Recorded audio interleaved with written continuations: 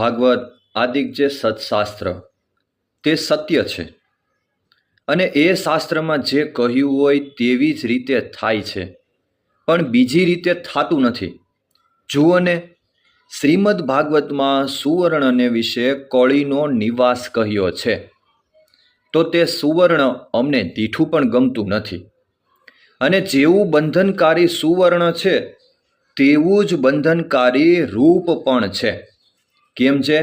જ્યારે રૂપવાન સ્ત્રી હોય ને તે સભામાં આવે ત્યારે ગમે તેવો ધીરજવાન હોય તેની પણ દ્રષ્ટિ તેના રૂપને વિશે તણાયા વિના રહે નહીં. માટે સોનું ને સ્ત્રી એ બે અતિ બંધનકારી છે.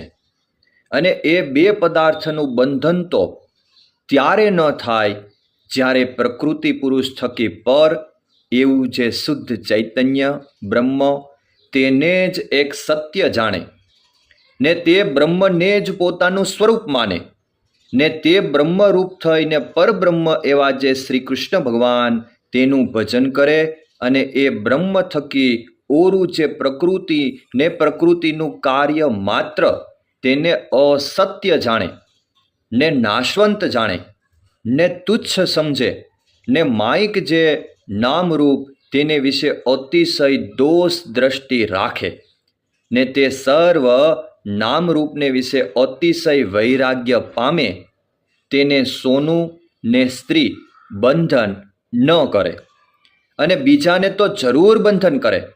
માટે મિત્રો સાવધાન રહેજો, કલ્યાણના માર્ગમાં આ બંને મોટા શત્રુ છે, એ પાયડા વિના રહેશે નહીં.